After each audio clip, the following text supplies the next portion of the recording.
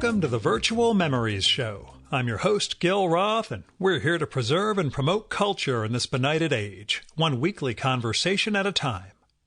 You can subscribe to the Virtual Memories Show through iTunes or by plugging our RSS feed into your favorite podcatcher. You can find the RSS feed on our websites, vmspod.com or chimeraobscura.com/VM. We're also on Twitter and Instagram at VMSPod, at virtualmemoriespodcast.tumblr.com, and on Spotify, YouTube, and TuneIn.com by searching for Virtual Memories Show.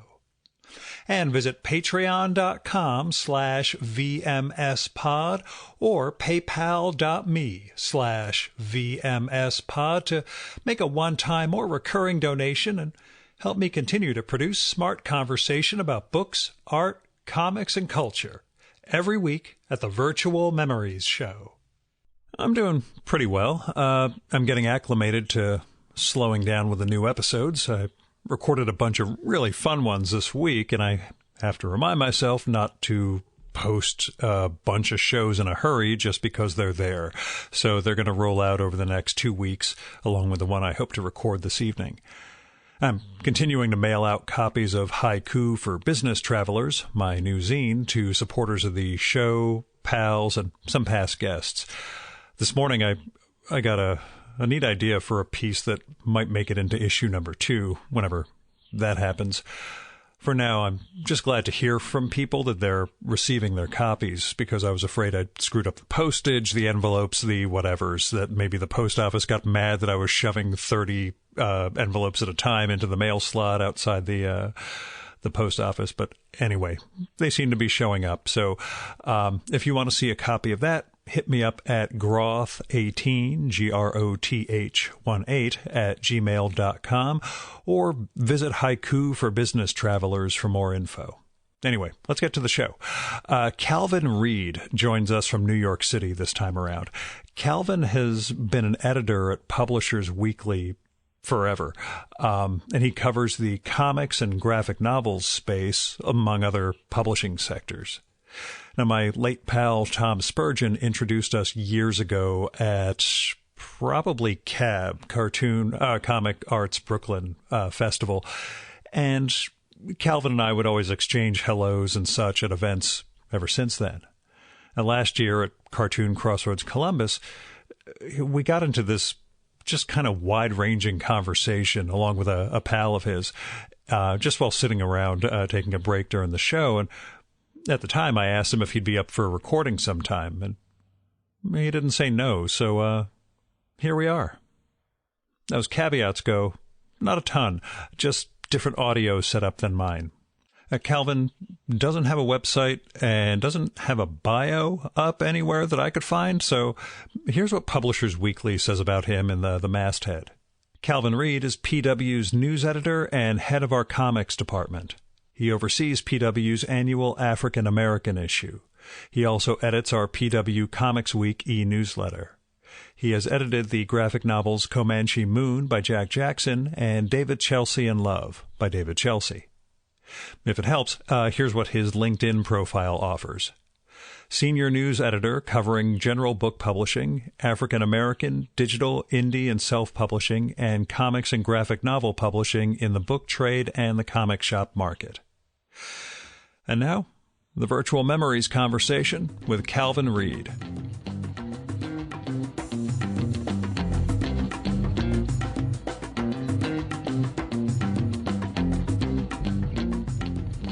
I guess just as an opening, and this is something I tend to ask the past guests more than new ones like you, but how are you holding up? And we'll start with pandemic world first, before we get into the next phase we've gone into. Well, obviously it's a multifaceted question, but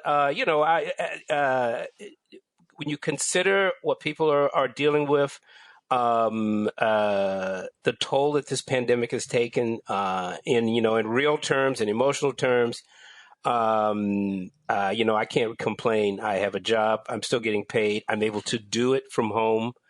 So I feel very lucky. And well, the joke I say, and hopefully not inappropriate one, is that I love my apartment. I never expected to be in it 24/7. But I'm lucky to be able to go home, continue to work, find myself a little disoriented, but still getting a paycheck. So I'm fine. That's the long answer. There's a much longer one about everything we're in the midst of. But just as a focus, though, on the comics side of your world, for me, like my day job plus the podcast stuff, everything is doable but drastically different. Like for my pharma day job, trade shows and travel and visiting Capitol Hill, those are all parts of what I'm supposed to be doing, and all of that is off the table. Sure. The disruption as far as no festivals or cons, comics were delayed for a while, things like that impacted you directly yet, or are those things that'll cascade as the work you'd been doing early in the year starts to well, I mean, stuff? They impact me insofar it's my job to cover that, to write about it, to opine about it at certain times, to be in touch. I mean, my job is to write about the book publishing industry, and I write about the comics category as one of the newer, but a really important key, and really right now, including and right up to the pandemic, one of the most robust categories that was really bringing in new readers, changing the way Americans think about this category. We were putting together our annual comics retailer feature, where we go. It's an informal survey. I don't know whether you've seen it or not, but it's an informal survey of comics retailers. It gives us a chance as a book trade magazine to look at the direct market, even though there are some book general interest bookstores in the survey. Basically, we talked to a bunch of retailers, how they're doing, how was the holiday sales, what do they see, are there any trends coming up, just whatever they want to talk about, essentially. And this was pre-pandemic. So the category, comics, graphic novels, and manga were really on a continuing growth and virtually boom arc. Yeah. And of course, the pandemic hit and everything has changed. So we have been writing about that. We went back to those same retailers to talk with them about how they were dealing with the lockdowns, with their own situations. Obviously a very tough time for any kind of retailer right now. So we brought that up to date because we had a feature with them saying one thing, while we knew by the time it reached print, they were dealing with a whole other reality. So we went back to get that. And then just a general effort to collect and aggregate news about fundraising, how to support booksellers, how to support artists, all the artists that are doing fundraising. The stuff that's going on right now to try to, for every part of the industry to reach out and try to help other parts of the industry. So yes, It impacted me in terms of what we covered, because obviously being a journalist, all of it becomes what you do, even while you're dealing with it yourself. Yeah, and that's what I wondered, especially just missing some of the spring festivals and cons and things like that. Also, just the ability to just catch up with people, in the hallway. Just those little conversations. It's really important. Now, part of what I've also been doing, just as a comics journalist, is the pivot to online conferences. To video conferencing across the board, both as a participant as covering it. I mean, one of the things I do is cover industry festivals, not necessarily the, something like Book Expo, which is a trade show, but it's kind of a glamorous trade show. But in, stuff like the Book Industry Study Group, which is, a standards and practices association within the book industry. They had to suddenly do an online conference about publishers dealing with the pandemic. So I reach out, I sit in on it. As I would in the past, I would have gone to the meeting, but now I sit in on the video conference. So and report, how they're faring and what they're doing, what their plans are to deal with it. Have you figured out your best Zoom angle yet? Have you? At the risk of really sounding shallow, I have, yes. What a can I lot of say? people haven't figured that. They still shoot up into their noses like it's a I've Gil noticed that Kane too. drawing. We're in a crisis, so I'm trying not to laugh at my colleagues too hard. They're doing the best they can. They've been in the house. So I don't have kids, but many of them do. So but yes, the camera angle directly below the chin is the one I find most perplexing.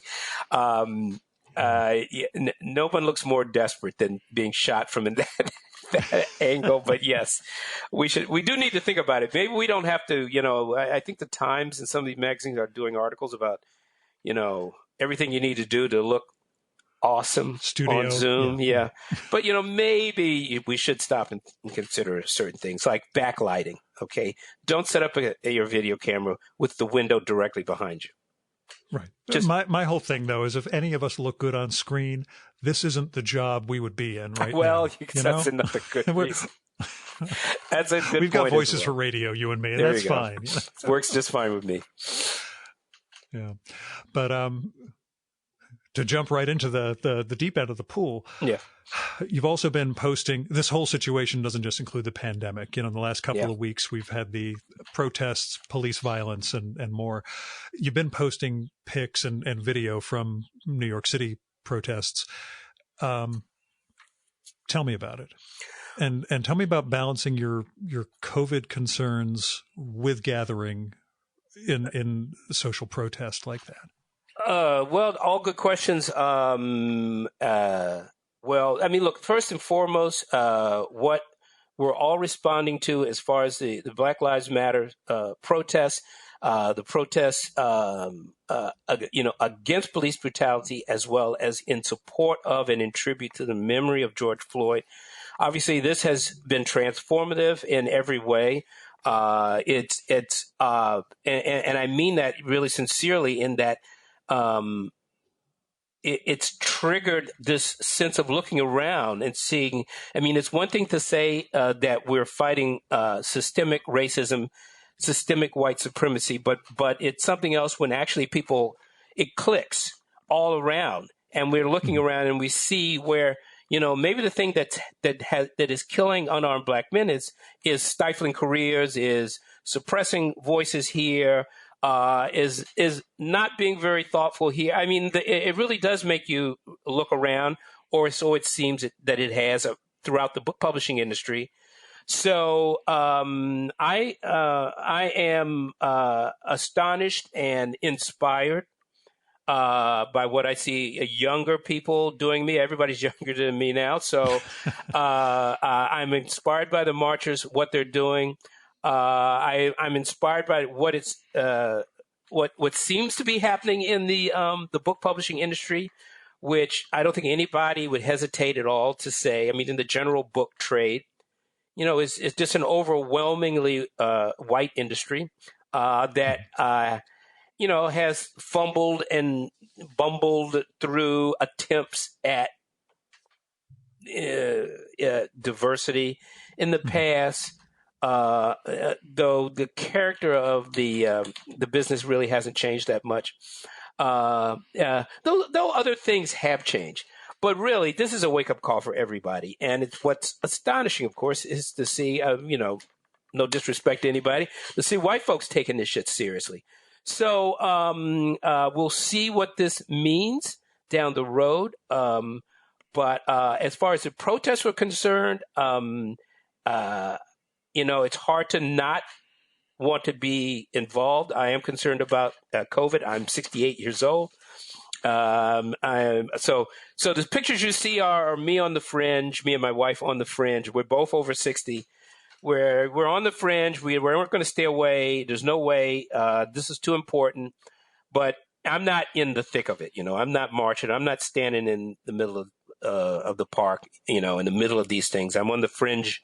I'm on the street as it passes by, of that kind of thing, and then I take pictures because it's as real to me and it's inspiring, and I have to do something. In fact, when I finish this interview, I'm going to head out biking and looking for a march. Yeah, and I'd realized when we scheduled this that Saturday 3 o'clock, and it's a beautiful day. I hope I'm not keeping him from getting out and There have been marches all day, every day since the since Minneapolis. Since we heard about that, there have been marches in New York City all day, every day. The bizarre 8 o'clock curfew set by the mayor didn't stop it. It just made the marchers more determined to be out. Excuse me. So I will find a march. There will be a march when I go out after this. In fact, I think my wife is there now at one of them. But every day, I live in Lower Manhattan, at Union Square and at Washington Square. There are either marches ending or beginning, it seems to me, all day, every day. Did you ever imagine, like you say, the white people, taking it seriously, but just the momentum that it's taken? And are you concerned? Are you concerned about burning itself out, or do you see this as something that's, sustainable? We'll say. Well, I think, we'll see is kind of my response to. But I mean, once again, what younger people are doing now, their absolute what seems to be their passion about making change is inspiring. I mean, I am curious to see whether this will go beyond the outrage stage. So I don't know. I'm keenly interested. I'm checking it out. I've been in book publishing for a long, long time. I've never seen anything quite like this. So we'll see. I mean, nobody in publishing disputes the fact that there's very few people of color in the book business. In a city like New York, for instance, even that has a huge population of Asian Americans and Hispanic Americans. There's very few of either of those particular backgrounds. So we'll see. The passion that I see out there is just kind of extraordinary. So I'm riding with it.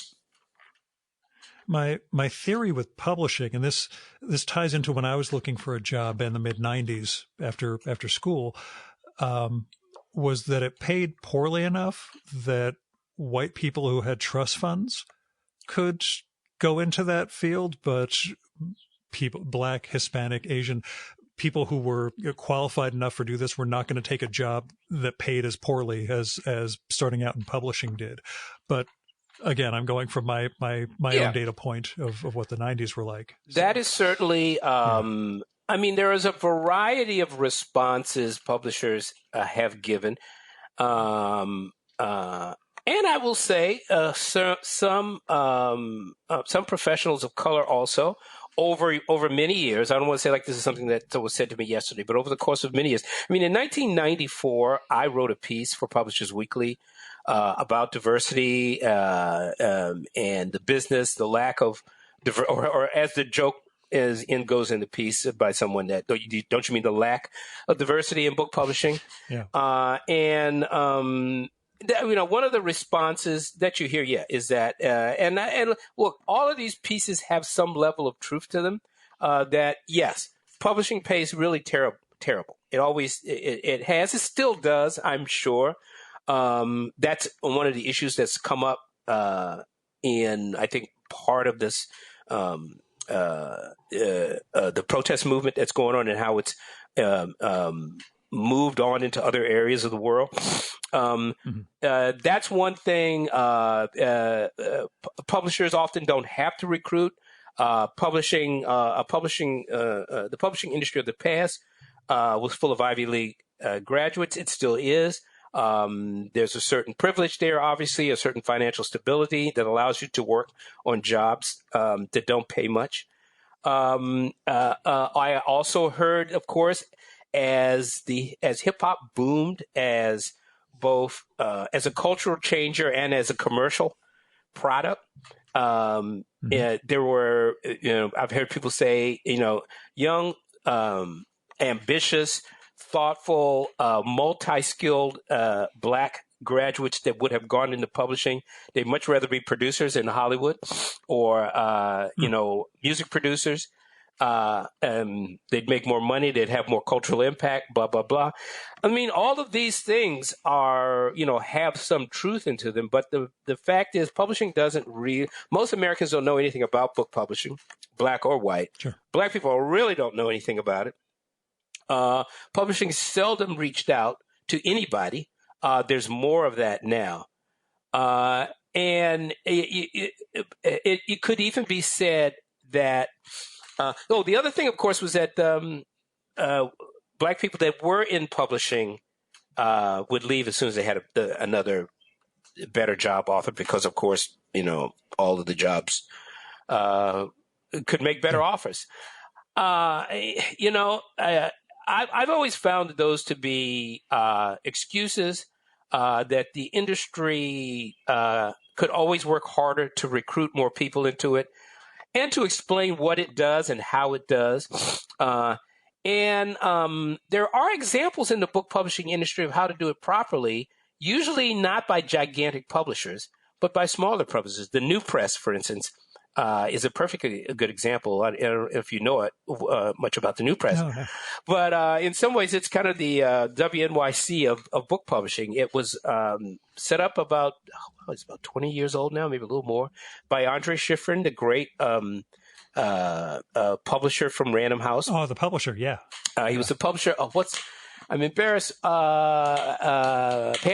He was the publisher of Pantheon. Yeah. Literary, that book, political publishing science. Business. I'm sorry. I read that the book of his. God. Yeah, absolutely. Publishing. Yes, that was it was a bit of a screed, but it had accuracy in it as well. I know the book you're talking about, but he's an inspirational figure. He launched the New Press to be a publishing house in the public interest. So they're a for-profit house, but they they seek out grants. They've always, since their inception, have had a rigorous outreach intern program. They've sent hundreds of young people into book publishing. There's ways to do it.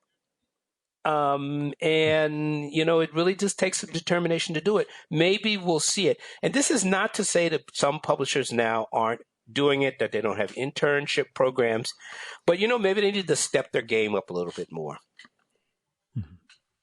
Have you ever found yourself in any sort of mentor role or been sought for that kind of advice by young Black writers? In the sense that I have tried to talk to people. I've also, I see my job as a reporter to cover all kinds of things that the industry knows about. So I certainly have wanted to, over my 30-some years in this business, to throw light on what the Black book market is interested in reading, what Black book professionals are doing, what are the trends as regarding Black books and Black writers, as well as other folks of varying backgrounds that maybe are not represented in the mainstream. So I've always hoped that that's been a serious part of my job. I certainly prayed it has been, because that's what that's the way I see myself. Hopefully others see myself and my work reflects that as well.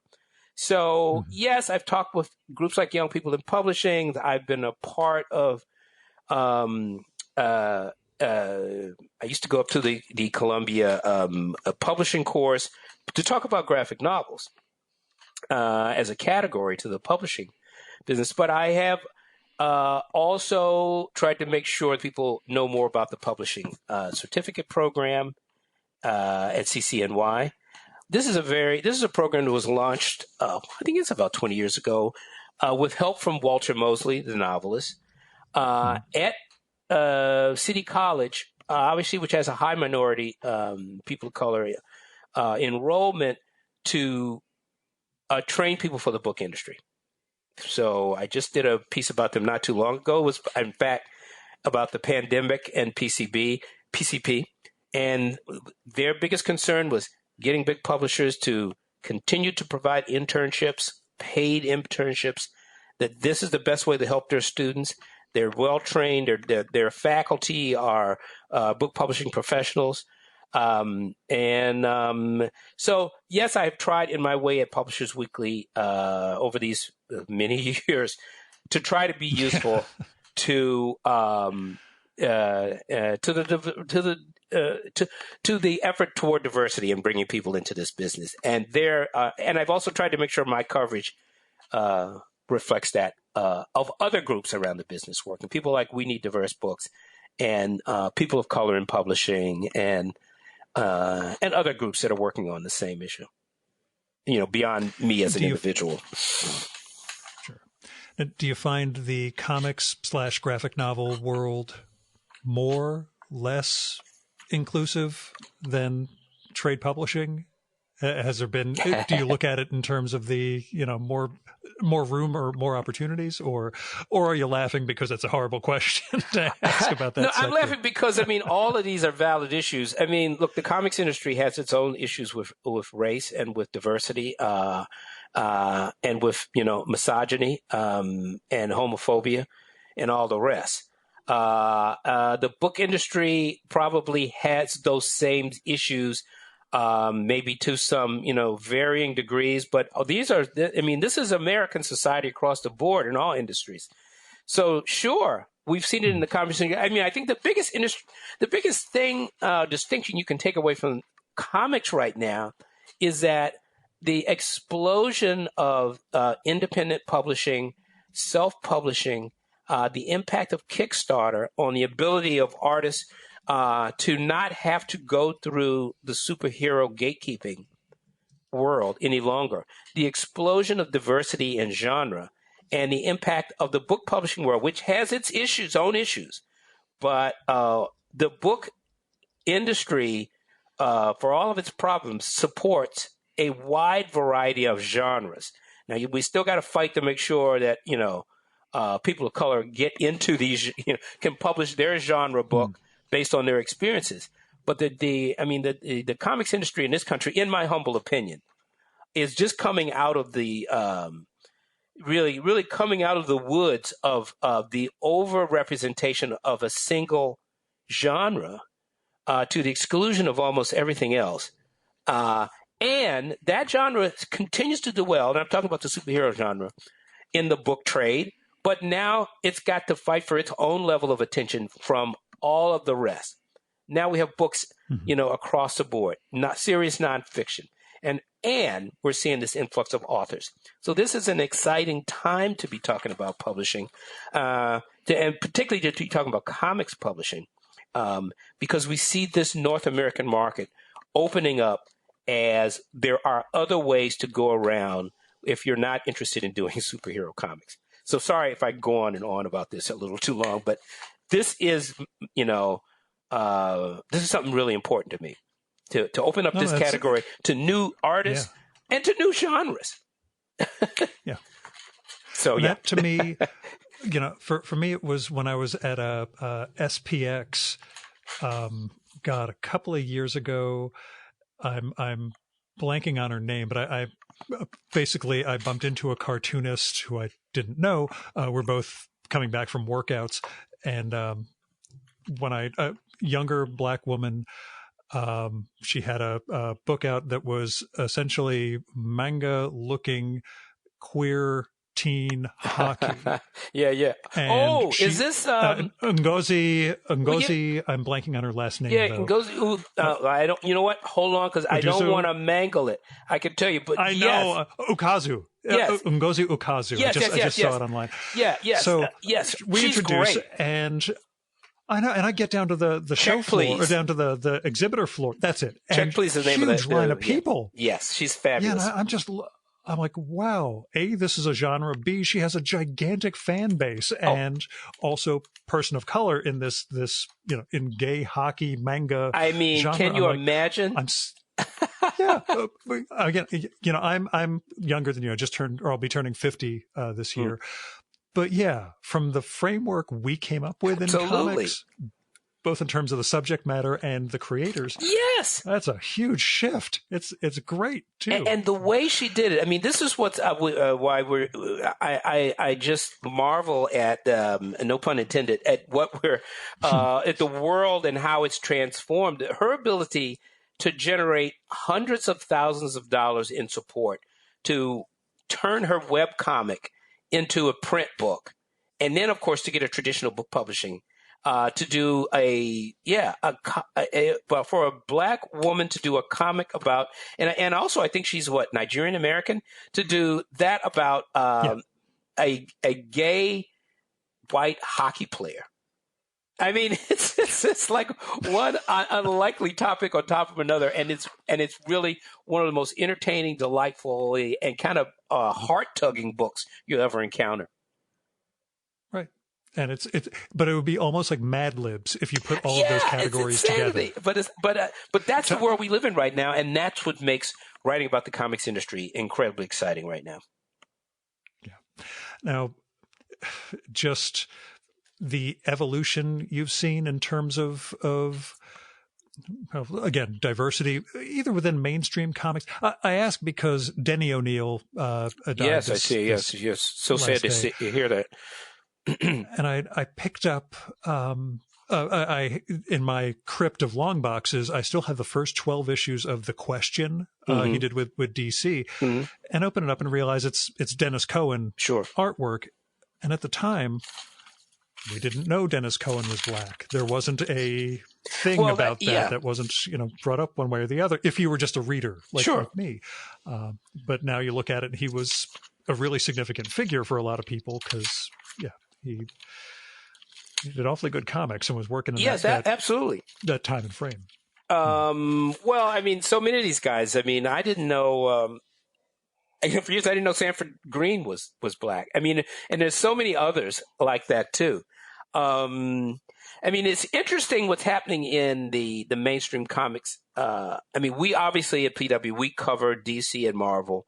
But what we tend to cover more how they are expanding their efforts into the book trade, how they're enlarging. Because actually, in many ways, certainly DC and Marvel is a little slower in this regard.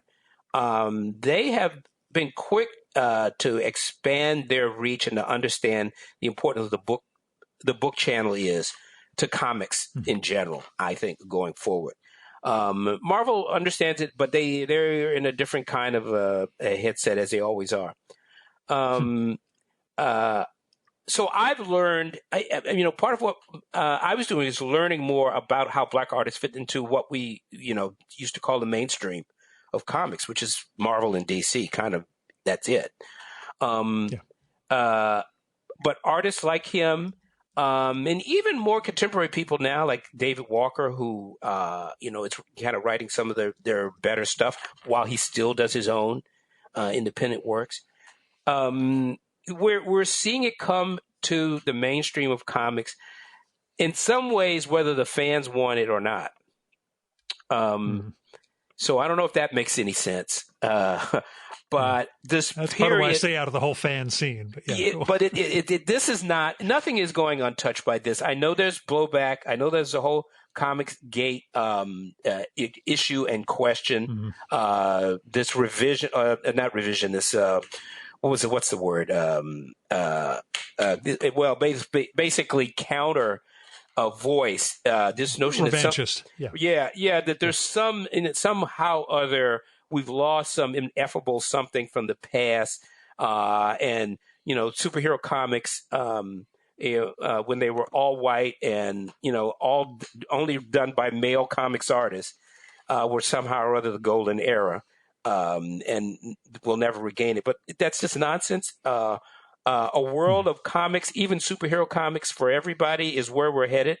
The comics I think superhero comics are now selling in a truer market when there's something else.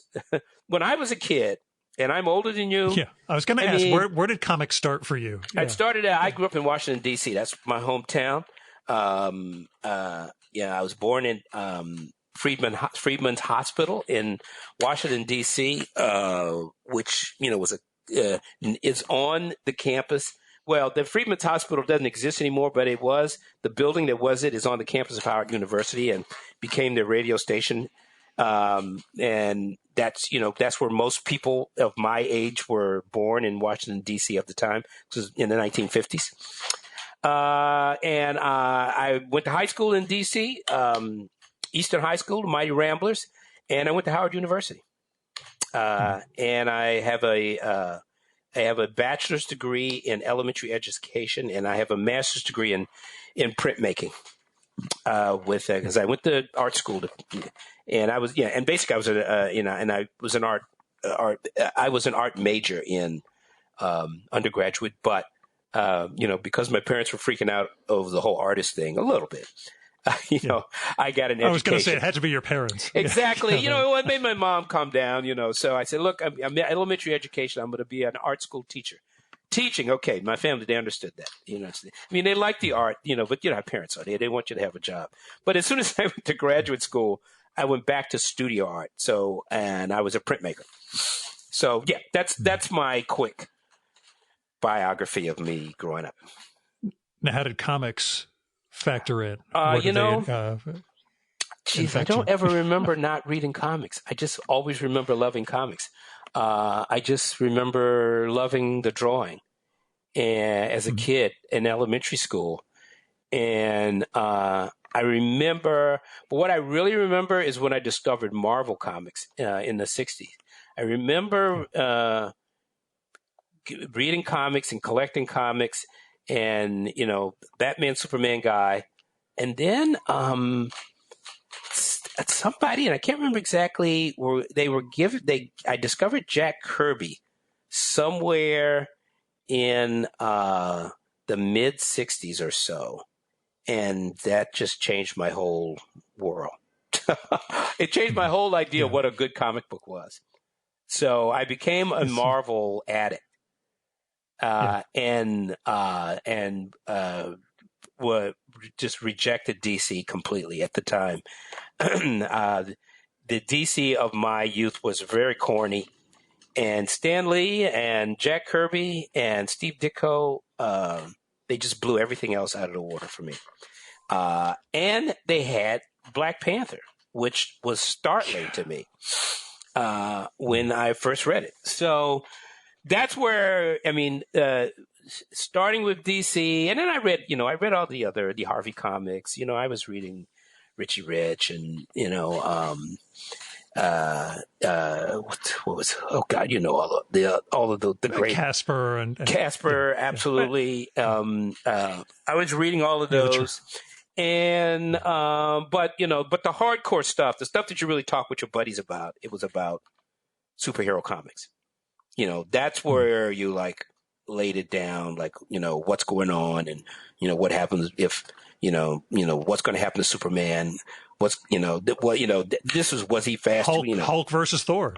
That's Hulk versus absolutely. Thor. Later on, I just, honestly, I sort of became a total Marvel head, and I would glance at DC, but I didn't really, there were certain DCs that because I kind of got away from Superman and Batman. I was really obsessed with Adam Strange. I think this during the Gil Evans years, if I'm not mistaken. So I didn't quite give up on that. I really was into that. I loved the drawings and the adventures, but I was a Marvel guy. I went whole hog and would search the neighborhoods because in the days before the direct market, before there were comic shop markets, you had to either go to a newsstand or you went to mom and pop stores, where they had torn the covers off.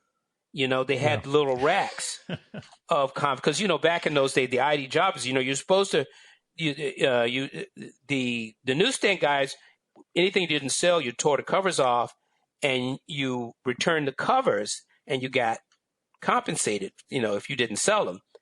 But you're supposed to destroy the actual comics. But of course, what they did was would resell them. And the neighborhood stores would have comics. So that's how I would find, issues of series that I didn't have. I would just get up in the morning early and we would, me and my brother or something, or I go by myself, and we would just hit all of the mom and pop stores and look through their racks and see if there's stuff that we didn't have. So that's what life was like pre direct market shops. Yeah, we used to have ham radio flea markets because my old man was a ham radio guy. So we'd go to these ham fests, and there were guys who sold stripped copies. Oh, that's another way. You could just find them at yard sales. Yeah. Yeah, my brother and I would just go through these things trying to find them. And then there was anything that said luncheonette, sweet shops, stationers. We'd always just try to pressure our parents into stopping just so we could run in, see if they had comics. Yeah. And then the direct market really came about when I was like 10, 11 years old, which then meant I would have no social life whatsoever, but which was fine, all things considered. But when did you make the jump from superheroes to the broader world of, we'll just say art? Well, what happens about the time I went to college, actually, and I actually did this, I'll never forget this. As about the time I was going into college, I decided that I was, and I had hundreds of comics. Me and my brother, we shared a room, and we had like this in our apartment. It was we had a little walk-in closet, and one side was his and one side was mine, and we had shelves above it. And I had all of my comics stacked up, and he had his too. I had more than him, but we had our comics stocked. And as I was going to college, I just said, I'm just like, it's time for me to read real books. I really remember myself having this conversation with myself, and I bagged them all up, and I had been. For a couple of summers, I had been in this high school program for black kids up at the Georgetown University. It was the Georgetown University College Orientation Program. So I had gotten to know a little bit about Georgetown in Washington, D.C.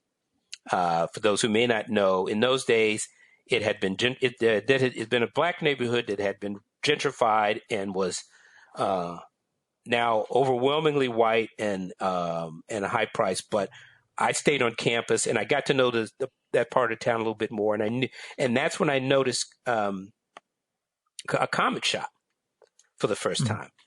So I or something like a comic shop, but they had comics, and they offered to buy comics. Because my memory may be a little fuzzy now, because this would still be early for the direct market. But anyway, they were saying they were buying used comics, so I bagged them all up and bundled them up, and I sold a whole bunch of them, I think, for $10. So that was, and I say this only because it's stuck in my mind. It's a big marker in my comics lifespan. Yeah.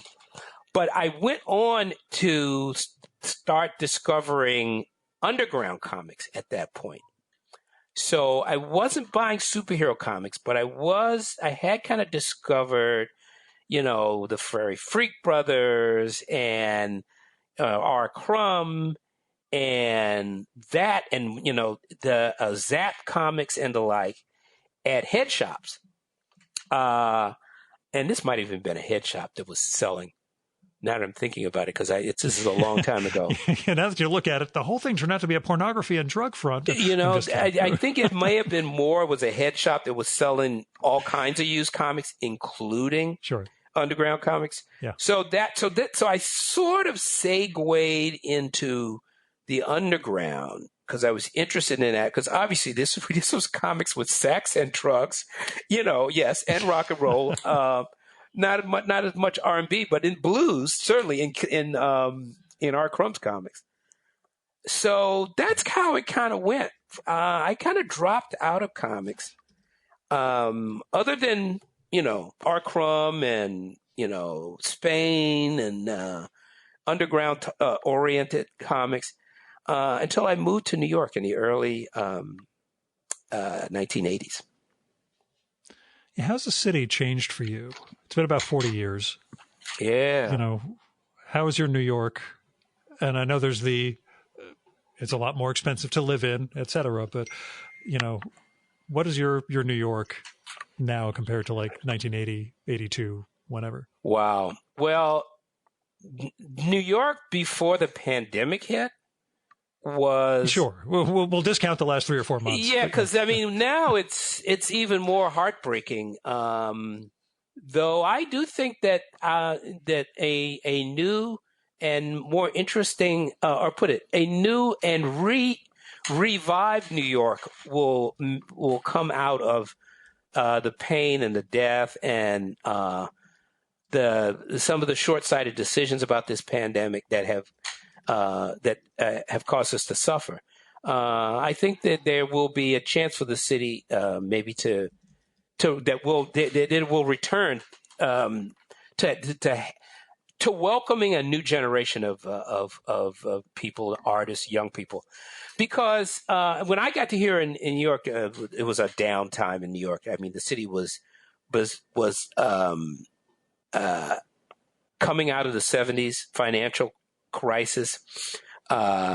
It was really blighted. The neighborhood where I'm living now was like it looked like a war zone. I mean, there were ruins. I mean, buildings had been abandoned. There were squatters. Landlords were walking away from buildings. Arson was prevalent. The drug scene was off the hook. I mean, there's been drugs on the Lower East Side for generations, but heroin, and shortly thereafter I got there, the cocaine, the crack would have taken and off. Crack were really blowing up. I mean, abandoned buildings. There were lines, down the street from people lining up, to put money in a pail that would be, the building was bricked up, but a pail would come down. Excuse me. You put money in the pail, go up, and the drugs would come down in the pail. You take your drugs and you move on, and there would be lines of people out. I mean, the Lower East Side was. Have you ever seen this comic? It's called Lower East Side Stories. It's by Pete Friedrich. I don't remember it. It's really brilliant. He put out a series. They self-published a series of these. He actually runs a comics packaging house with his partner, Joan Hilty. Do you know Joan? No, I don't. Joan Hilty. Well, you should. Joan is a longtime former editor at Vertigo. She's a cartoonist, an LGBTQ cartoonist herself. She is on. She's a partner with Pete, and I forget the name of their company. So sorry, you guys. But they produce. I just looked her up. Page Turner. Page Turner. Thank you. They put together comics for a wide variety of clients. But Pete is an extraordinary cartoonist in his own right, and I've been bugging him for years to collect all of those issues of Lower East Side Story and release them as a book. He keeps saying he's going to do it. So, Pete, I'm calling you out here on on somebody else's podcast. You need to get that done.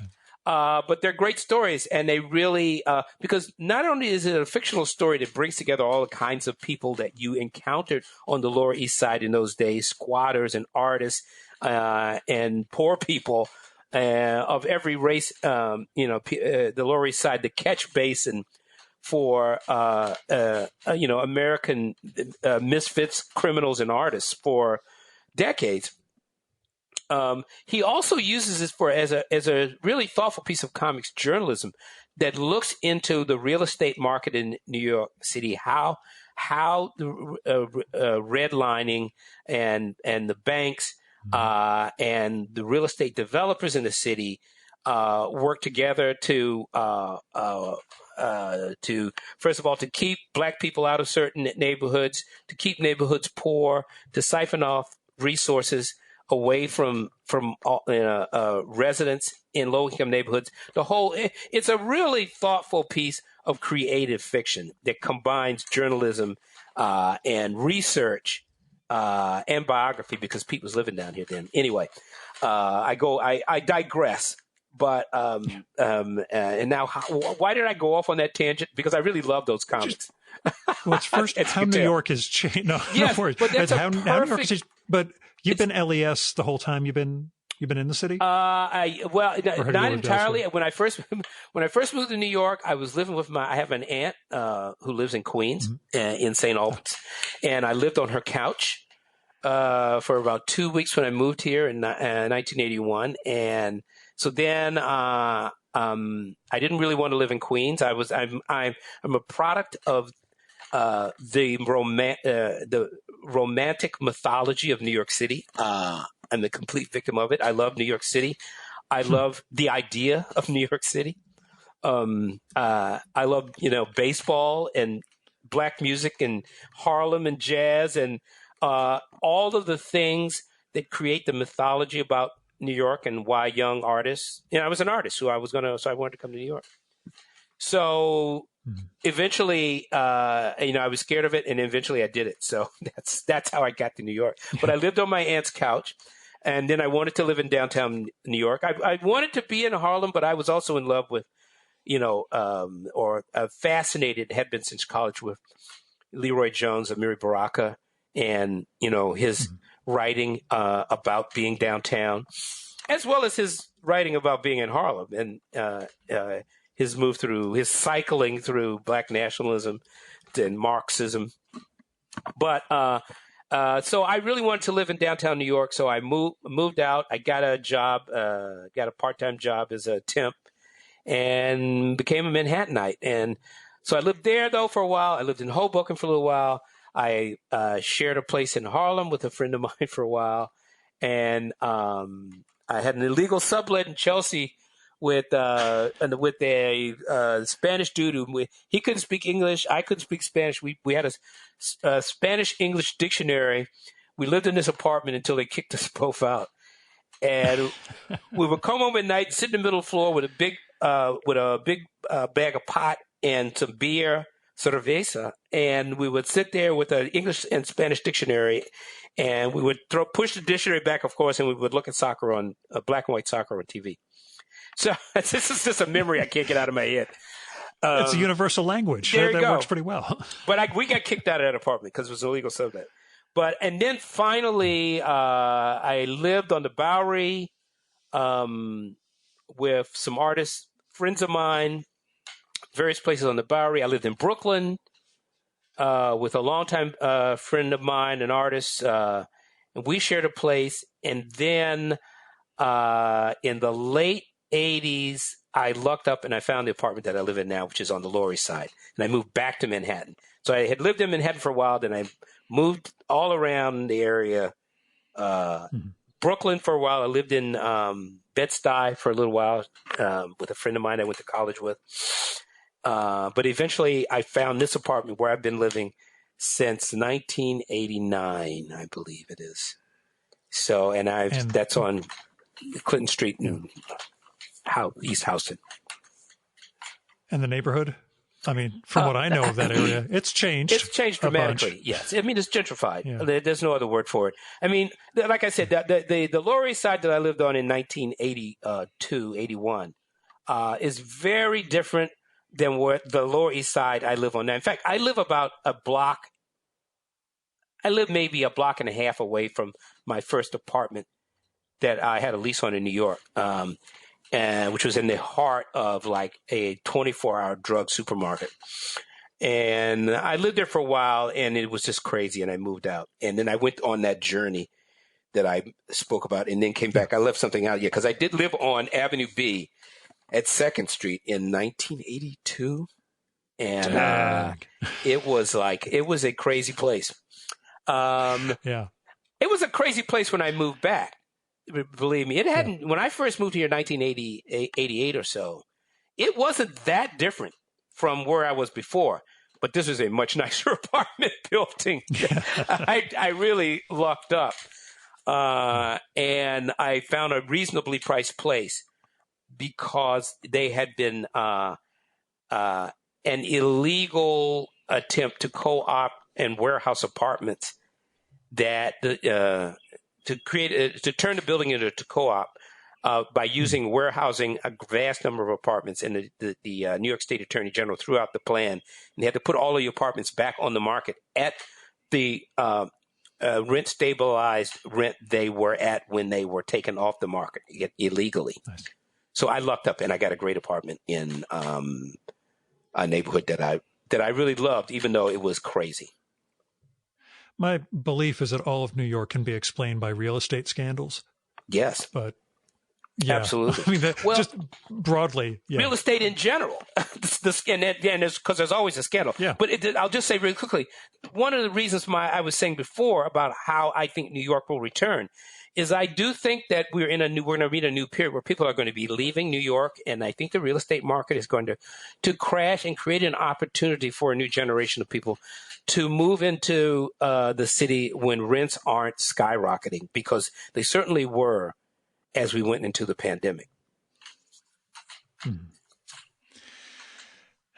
Sort of a last question, although I'm sure we'll end up riffing off this into 5 other things.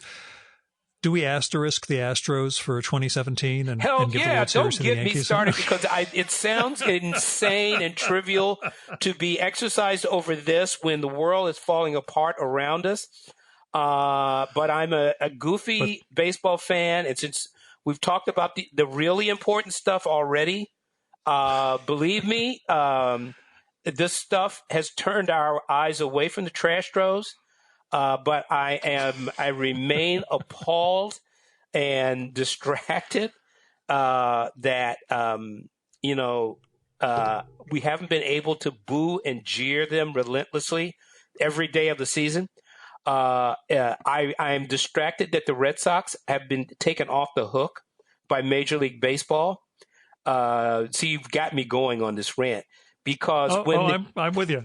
when those Red Sox players saw that even though Major League Baseball let them off the hook by granting them immunity, the court of public opinion did not. So I really don't think we really got the true full range of testimony on what was going on with the Red Sox during the following baseball season. So now I'm completely biased because I'm a Yankee fan and not going to let this go by. But yeah, I'm disappointed that I haven't been able to sputter and jeer and throw up fingers at the TV screen whenever the Astros come on. So what I found ironic was that the Astro hitters would finally be able to predict pretty much every pitch that was going to come at their way, since pitchers are going to be throwing at their heads all season long. Well, there you go. You know what's coming this time as well. Yeah, and deal with it. 90 miles an hour at your shoulders. But yeah, it's you know what I really found offensive is the way that they but the great black manager that they hired, that was Dusty Baker. The way they held him hostage, they took him hostage immediately. A man of complete integrity that they knew was looking for his last opportunity to manage. Now, God bless. I'm glad he got the gig because I never believed he deserved to get fired by the Nationals. But talk about a hostage taking, a human shield. But enough. Then I start going off the deep end. Oh, I'm with you. For everything else that we're passionate about, and again, dealing with a pandemic, police violence, everything else, the fact that there's no baseball, it really is just one of those. We'd have an outlet at least. Absolutely. Well, I have been watching. I'm watching the Korean Baseball Organization. I tape games and watch them. That's how bad I am. In fact, when we're done, I'm not going to do it because I'm going to leave the house when but at some point, I think I had the Kia Tigers I think on tape right now. Nice. So anyway, yes, I've been following baseball as long as I've been following comics. So they're both like this. It runs deep. Were you a Yankees fan as a kid, or because you were in Washington, did the Orioles have a draw? You know what? I grew up a Washington Senators fan. I came of really baseball consciousness in the really early 1960s, just as the old Washington Senators moved to Minnesota and took Harlan Killebrew with them. And I grew up with the expansion Washington Senators under Gil Hodges, and he was their first manager, and later Ted Williams. So the expansion Senators, they were a really terrible team, but I followed them every day, and I was heartbroken when they moved to Texas and they came to Texas Rangers. And I actually sort of stopped following baseball because that was my Brooklyn Dodger moment. But I actually came back when I was in graduate school in Richmond, Virginia, and I kind of fell in love with minor league baseball because the Richmond Braves, the Atlanta Braves top fan club, was in Richmond, and I went to Virginia Commonwealth for graduate school. So, and we started going to a 25-cent beer night, and and then we just started going all the time. So, because it was really great, pure baseball, and we loved it. So anyway, yeah, I can talk far too much on all of these topics. Someday, when we're at a con or a festival again, you and I can just go on about 78 and just Thurman Munson and everything else. Anytime, sure. I was living in Pittsburgh, that's my Yankee childhood, Pennsylvania, when Munson died, and because I wasn't really a Yankee fan. I admired the Yankees because I admired everything in New York, and I read voraciously about baseball. So baseball in New York seemed like heaven because at one time when I was reading about baseball in the 50s, there were 3 major league teams. I mean, and they were all good, after a certain point. Yeah. So it was sort of startling. So I was living in Pittsburgh when Thurman Munson's plane went down, and I was sort of startled that this could happen. That first of all, that the catcher would be flying a plane. So anyway, yes, another digression. Yeah, but we will, like I say, shoot the shit sometime when we're actually past all this and able to just sit down and have a conversation, man. More than happy to go, yes. Stay safe. I'll try. It just, with everything that's going on, again, not just pandemic, but, that's the last question I meant to ask. Wearing the mask, does that satisfy any sort of superhero longing? Well, people keep saying that's what I look like, but I was going to say, it's kind of interesting. It's interesting. My wife, I was just reading constantly about masks, and finally I was saying I don't know why we aren't doing masks, and then I started finding material and research that said, hey, this is a good thing. We should be doing this, and so.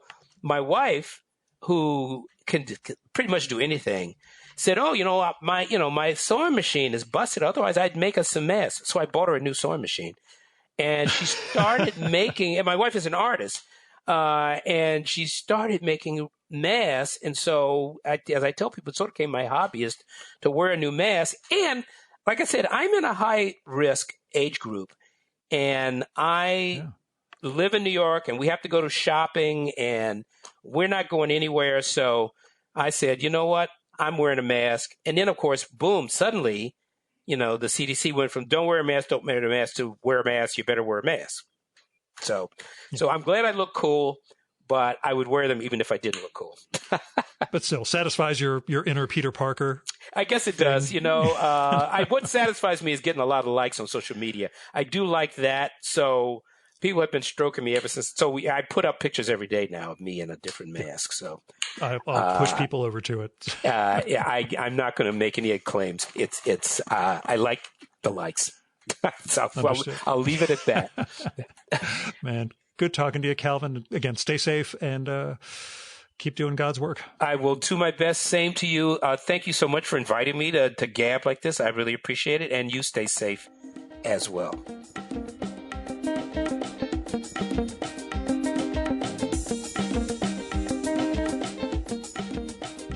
And that was Calvin Reid. As I mentioned earlier, he does not have a website, but as he mentioned later, he does love the likes on social media. So you can follow and like Calvin on Twitter as Cal Reid, CalReid, on Instagram as Cal Reid NY, same thing, all one word, but with NY, and on Facebook as Calvin Reid, all one word. You should also follow his publisher's weekly work on Twitter at PW Comics World and on the web at publishersweekly.com/comics. And there'll be links to all that stuff in the show notes for this episode.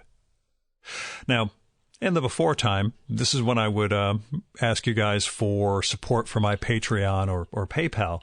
But we're living in a different world now. My job pays me just fine. I am gainfully employed.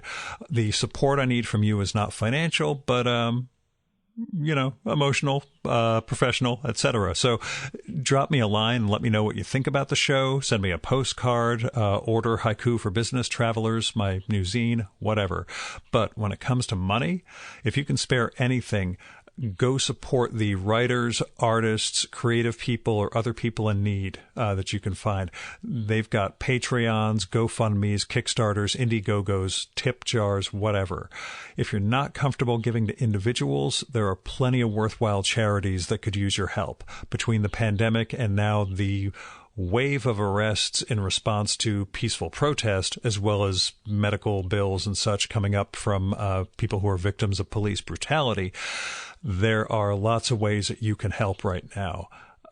People are going to need bail money, attorney's fees, are going to need to pay for getting their eyeballs shot out by rubber bullets because they were flexing their right to peaceful assembly, or they were reporting on scenes and exercising the right for a free press. A lot of those people need your help. So if you can help anyone and you're in a position to do so, please help them.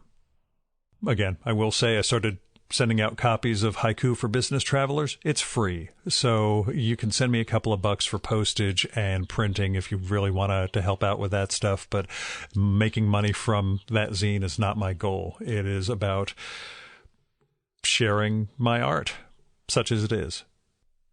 Our music for this episode is Fella by Hal Mayforth, used with permission from the artist.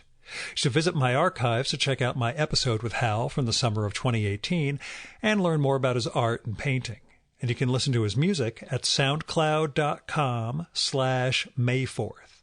And that's MAY4TH. And that's it for this week's episode of the Virtual Memories Show. Thanks so much for listening. We'll be back next week with another great conversation. You can subscribe to the Virtual Memories Show and download past episodes at the iTunes Store. You can also find all our episodes and get on our email list at either of our websites, vmspod.com or chimeraobscura.com/VM. You can also follow the Virtual Memories Show on Twitter and Instagram at vmspod, at virtualmemoriespodcast.tumblr.com, and on YouTube, Spotify, and TuneIn.com by searching for Virtual Memories Show. And if you like this podcast, please tell your pals, talk it up on social media, and go to iTunes, look up the Virtual Memories Show, and leave a rating and maybe a review for us. It all goes to helping us build a bigger audience. You've been listening to the Virtual Memories Show. I'm your host, Gil Roth. Keep reading, keep making art, and keep the conversation going.